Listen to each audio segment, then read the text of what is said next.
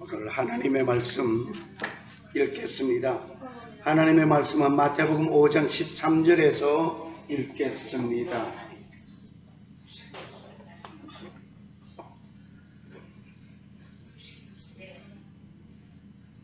하나님의 말씀은 마태복음 5장 13절.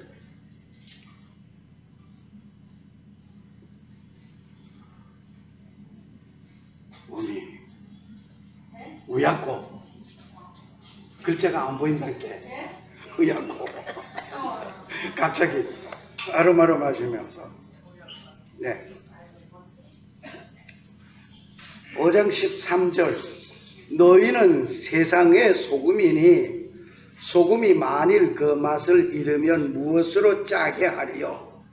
구에는 아무 쓸데없어 다만 밖에 버리오 사람에게 밟힐 뿐이니라. 너희는 세상의 빛이라.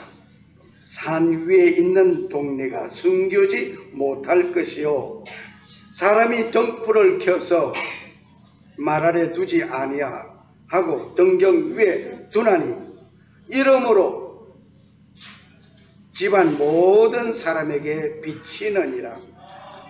이같이 너희 빛을 사람 앞에 비추게 하여 저희로 너희 착한 행실을 보고 하늘에 계신 너희 아버지의 영광을 돌리게 하라. 아멘. 오늘 말씀에는 빛과 소금이 되자라는 제목을 삼아 봅니다. 빛과 소금. 여기에 소금, 너희는 세상의 소금이라고 하셨습니다. 예수님께서 너희는 세상의 소금이라고 하였으니 우리는 소금 덩어리가 되어져야 됩니다. 그런데 이런 말이 있죠. 식탁에 소금은 뭐라고 그러죠? 식탁에 소금은 두어서는 안 될 것으로 얘기합니다. 건강을 해친다고 해서. 짜게 먹으면 안 된다, 뭐 어쨌든다, 싱겁게 먹어라, 어쩌라 저쩌라. 소금은 건강에 그렇게 아주 좋지 못한 것처럼 우리는 알고 있어요. 그런데 예수님께서 말씀하시기를 너희는 세상의 소금이라고 했어요. 그러면 소금이 무엇인가를 우리는 알아야 되겠어요. 소금은 어디에서 나는 게 염전 바다에서 나지요. 그런데 바다가 아닌 산에서도 소금을 캐냅니다. 소금 광산. 옛날에는 종을 사는데 그 종의 몸무게만큼 소금을 주었어요. 그러니까 종이 몸무게가 가벼우면 소금도 적게 받아가는 거예요. 그러니까 옛날에 종을 살 때 그렇게 사고 팔았어요. 이것을 볼 때 소금이 얼마나 중요한가를 우리는 알 수가 있습니다. 그래서 예수님께서 너희는 세상의 소금이라 그렇게 한 것은 결코 아닙니다. 너희는 세상의 소금이라 라고 하신 주님의 말씀 그 속에는 놀라움이 있습니다. 소금은 변하지 않습니다. 소금의 맛이 없어졌다 하는 날은 그건 세상이 그냥 끝난 거예요. 세상이 아마 끝나도 소금의 맛은 그대로 남아있어요. 나는 그렇게 믿어요. 자, 소금은 맛이 변하지 만일 예수님께서 말씀하시기를 소금이 만일 그 맛을 잃으면 어디에 쓰겠느냐고 했어요. 그럼에도 쓸 수 없다고 그랬어요. 밖에 버려져서 사람에게 밟힐 뿐이라고 그랬습니다. 소금은 그 맛을 잃지 않습니다. 한번 또 소금은 어떤 것인가 우리 한번 생각해 볼까요? 소금은 어딜 가도 자기의 맛을 풍겨냅니다. 소금이 단맛을 설탕처럼 단맛을 내는 때가 있느냐, 한 번이라도 있느냐, 그건 결코 죽었다 깨어나도 없는 일이에요. 소금은 결코 짠맛이 아니에요. 짠맛. 아, 짠맛이 뭐가 좋다고 예수님께서 너희는 세상의 소금이라고 했느냐, 이거예요. 그런데 우리는 소금과 같이 살아야 돼요. 자, 봅시다. 시궁창에 물이 있습니다. 거기에 소금이 들어갔어요. 그럼 시궁창에 소금이 들어가서 소금은 어떻게 자기가 녹으면서 시궁창 물을 짠맛으로 바꿔놓고 있어요. 사이다에 아무리 맛있는 사이다라고 할지라도 소금이 들어가면 사이다 맛이 짠맛으로 바뀌어집니다. 아무리 싱거워도 소금이 들어가면 맛이 납니다. 더 들어가면 짜다가 더 들어가면 쓴맛이 나죠. 하여튼 소금은 들어가는 그곳에 자기의 맛을 풍겨냅니다. 요게 우리는 깊이 우리는 생각해야 할 것입니다. 너희는 세상의 소금이라고 한 것은 너희가 이 세상에 지금 세상이 어떻습니까? 얼마나 고약하고 거짓투성이고 한번 약속을 해도 약속 파기하기 그지 없고 미움과 시기와 질투와 분노가 가득하고 절도와 살인이 가득하고 정말 살아볼 맛이 없는 이 세상이라 할지라도 너희는 세상의 소금이라고 했으니 이러한 세상 속에 들어가서 소금과 같이 소금은 자기 짠맛을 내듯이 너희는 했으니까 우리는 뭡니까? 크리스찬이거든요. 예수 믿는 사람이거든요. 그러니까 예수 믿는 사람의 맛을 내라 이거예요. 그 예수 믿는 사람의 맛을 내지 않고 크리스찬의 맛을 내지 않는다면 크리스찬이 아니란, 소금이 아니란 얘기예요. 이걸 우리가 명심해야 할 것입니다. 어려운 일이 있다고 에이 하나님 내 기도 안 들어줘 그렇게 변덕 부리는 믿음이 아니라고, 어려운 일이 있어도 하나님을 신뢰하는 나의 믿음의 그 자세, 어려움을 제공하던 자가 그걸 보고 예수를 믿는 역사가 일어나는 일이 되어져야 될 줄 믿습니다. 그런데 소금은 자기 맛을 잃지 않고 자기 맛을 그대로 풍겨주는, 동화되지 않아요. 소금, 만약에 쏨 한 덩치를 물속에 집어넣으면 쏨은 그 물을 다 받아들이고 말아요. 쏨이 어떤 그 물에 영향을 끼쳐주지 못해요. 그 물이 쏨으로 다 들어가 버렸어요. 이런 사람이 있어요. 이런 사람. 소금이 아니라 쏨. 이런 사람처럼 어디를 가도 그 속에 그것에 그 문화, 그 생각, 그 사상을 여기 가면 저기 가면 저거 갈대와 같이, 바람이 휘날리는 갈대와 같이, 노래가 갑자기 생각나네. 바람에 날리는 갈대와 같이, 갈대와 같이 바람에 날리는 휘날리는 그런 인생이 아니라 너희는 세상의 소금이라고 했으니 우리는 세상에서 소금과 같은 내 맛, 크리스찬의 맛을 풍겨주는, 나누어주는 우리가 되어져야 될 것입니다. 여기서 우리가 한번 생각해 봅시다. 고린도전서 13장에 보면은 사랑장이라고 그러죠. 사랑은 온유하며, 그 사랑자를 떼어내고 자기 이름을 한번 붙여보세요. 사랑은 온유하며, 이것은 사랑은 온유하며, 하나님은 사랑이라고 했거든요. 하나님은 사랑이라고 하면 하나님은 온유하며, 하나님은 오래 참으며, 하나님은 사랑이라고 하면 God is love. 그러니까 사랑이라는 글자와 하나님 글자가 동일한 거예요. 난 그렇게 느껴요. 그런데 그게 하나님을 믿는 내가 자기 이름을 넣으면서 한번 중얼거려 봅시다. 사랑은 하지 말고 경평이는 온유하며, 정말 온유한가 말이에요. 하나님의 사랑을 간직한 내가 온유한 내가 되어져야 돼 있느냐 이거예요. 하나님을 믿는 하나님을 섬기는 우리는 소금과 같은 내가 온유한 마음을 가져야 되는데 사랑은 온유하다 그렇게 알고 지나가는 내가 아니라 그 사랑 하나님의 사랑을 간직한 내가 내 속에 너희가 내 안에 아버지가 내 안에 내가 너희 안에 이와 같이 나는 하나님의 사람이니 하나님이 내 속에 내 안에 내가 막 디범벅이 세멘트 디범벅이 된 것처럼 콘크리트가 된 것처럼 하나님과 나는 예수님과 나는 성령과 나는 하나로 디범벅이 되었어요. 그래서 그러한 나는 정말 온유한가 말입니다. 오래 참습니까? 고난도 오래 참습니까? 한번 그렇게 생각, 자기 이름 사랑장을 떼놓고 자기 이름을 넣어가면서 고린도전서 13장을 한번 읽어보자 말이에요. 그러지 못한다고 하면은 정말 그렇게 되도록 우리는 노력해야 될 것인 줄 믿습니다.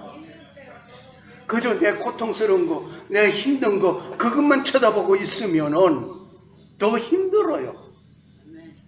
그 고통스러운 그 속에서 주님을 바라볼 줄 아는 그러면서 너희는 세상의 소금이라고 했으니 내가 소금과 같이 그 맛을 크리스찬의 맛을 온 세상에 우리는 전파되어 나눠줄 수 있는 우리가 되어져야 될 줄 믿습니다. 그리고 또 한 가지 소금은 변하지도 않고 맛이 그대로 소금의 맛은 그대로지만 소금은 어디에도 다 있어요. 소금은 바다에서만 있는 게 아니라 어느 식물학자가 높은 고산에 올라가서 나무 잎에서 염분을 채취해 보니까 가장 미세하지만은 염분이 있다는 거예요. 그렇다고 한다면 염분이 없는 소금기가 없는 곳을 찾으라고 하면 이 세상에는 없다 이게. 그러므로 하나님을 섬기는 자는 어디에서 세상 어느 구석에서든지 하나님의 존재를 보여줘야 됩니다. 그런데 좀 어려운 일이 있으면 자라목까지 들어가지 쑥 들어갔다가 괜찮냐? 그래 괜찮구나 자라목처럼 들어갔다 나도 하지 말고 언제 어디서든지 그리스도의 참 사랑을 어디서든지 공유하고 나눠줄 수 있는 우리가 표현할 수 있는 우리가 되어져야 그게 하나님의 백성의 삶인 줄 믿습니다. 그리고 그 소금은 우리에게 건강에 유익한 것입니다. 과니까 짜게 먹으니까 문제지 세상에 소금기 없는 간 맞지 않은 음식 먹으라 그러면 먹겠어요? 저는 못 먹어요. 나는 못 먹어요. 만약에 우리 집에 염분 하나도 없이 그냥 몽땅 싱겁게만 해서 먹으라 그러면은 글쎄 난 이거 먹을 줄 몰라. 아이고 나 안 먹을래. 이거 안 먹고 좀 소금하고 같이 먹을래. 그럴 것 같아. 모든 음식에 소금기가 들어가서 간이 맞아야 맛있어요. 신앙생활 하는데도 적당하게 신앙생활이 되어야지. 너무 과잉해서 너무 지나칠 때에 세상 사람들로부터 비난을 받습니다. 어떤 것이 적당한지 그거는 저는 몰라요. 하나님과 대화하면서 본인 각자가 그 수준이 다 다르니까 본인이 결정하세요. 남에게 피해를 줄 정도로 신앙생활을 하는 것은 저는 아니라고 봐요. 가정생활을 가정주부가 가정생활을 잘 하면서 기도생활하는 거 좋지. 가정생활 내 포기하고 산에 가서 기도원에 가서 예배당에 가서 그것만 그냥 외친다고 한다면 그거는 기도 생활은 만점인지는 몰라도 가정생활은 빵점이라고 한다면 그건 분수에 지나친 거예요. 예, 그런 것을 볼 때, 아, 저 사람은 정말 가정생활을 쳐다보고 어디서 저 사람이 저 가정생활을 저렇게 하는가 박수를 치는 거예요. 다른 사람이. 그런데 알고 보니 아, 예수쟁이로구나. 그때쯤 되면 아, 저 사람이 믿는 그 예수 나도 믿자. 그렇게 나오는 거예요. 그 아름다운 삶. 그게 필요한 거예요. 또 한 가지, 너희는 세상의 빛이라고 했어요. 빛은 어둠을 정복하지만은 어둠은 빛을 정복할 수가 없습니다. 결코 어둠이 있는 곳에 빛이 있지, 빛이 있는 곳에 어둠은 있을 수가 없습니다. 너희는 세상의 빛이라고 하였으니 암흑한 세상 속에 크리스찬의 아름다운 빛을 비추어야 됩니다. 깜깜한 방 안에 조그마한 구멍 하나, 바늘구멍만 한 것이 뻥 뚫렸다고 가상을 해봅시다. 그 바늘구멍만한 그 구멍 사이로 비춰들어오는 그 빛이 그 방 안을 밝히기 시작하는 겁니다. 작은 모습이지만은, 작은 구멍이지만은 빛이 들어올 수 있는 그 구멍이 있을 때에 내 마음이 아무리 괴로움으로 가득 찼고 내 마음에 아무리 고통스러움이 가득 차고 슬픔이 가득 차고 모든 세상 염려, 근심, 걱정이 가득 차서 나를 몇 겹으로 쌓여 있다 할지라도 그리스도의 사랑의 놀라운 점 한 점만 꼭 지키게 되면 그 사람은 거기서 변화가 일어나는 줄 믿습니다. 너희는 세상의 빛이라고 하였으니 빛된 삶을 사는 것이 바로 이것이 어두운 세상, 암흑한 세상을 밝혀줄 수 있는 크리스찬들이 있어야 된단 말입니다. 우리 한번 생각을 해봅시다. 촛불 하나가 켜져 있을 때에 1와트, 밝기가 1와트라고 합니다. 깜깜한 밤중에 그 방 안에서 깜깜한 방 안에 촛불 하나가 켜져 있으면 1와트의 밝기로 일단 어둠은 면했어요. 그런데 책을 보기에는 조금 그래요. 그런데 촛불 하나가 더 켜지면 2와트라는 거예요. 3개, 4개, 5개, 100개가 켜졌다고 한다면 100와트 전구 1개를 켜는 몫이랍니다. 그렇다고 한다면 내 작은 나의 믿음 생활이 하나가 비춰지고 또 그와 같은 사람 또 하나 비춰지고 또 하나 비춰질 때 그 사회, 그 단체, 그 가정, 그 국가, 그 사회는 밝아진 줄 믿습니다. 이 작은 나의 빛 비치게 할 때야, 이 작은 나의 빛 비치게 할 때야, 빛내리 빛내리 빛내리. 나의 작은 불을 밝혀낼 때에 너도 나도 여러분이 밝혀낼 때에 이 사회는 밝아질 줄 믿습니다. 사회가 어둡다고 탄식할 것이 아니라, 세상이 혼란하다고 탄식할 것이 아니라, 모든 세상이 나를 돕지 않는다고 우리는 염려할 것이 아니라, 이 세상에 크리스찬의 나 한 모습이 나타나 소금과 빛의 모습으로 나타날 때에 세상은 밝아집니다. 하나님 아버지 감사합니다. 오늘도 너희는 세상의 소금이요 너희는 세상의 빛이라고 하셨사오니 빛과 소금의 역할을 다하기에 부족함이 없는 당신의 자녀들 되어지게 하여 주시옵소서.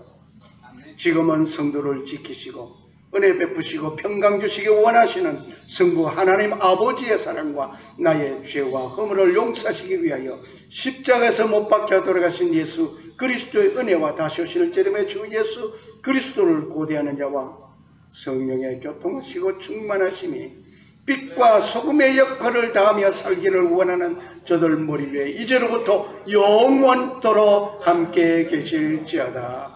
아멘. 하나님께 감사드립니다. 감사합니다.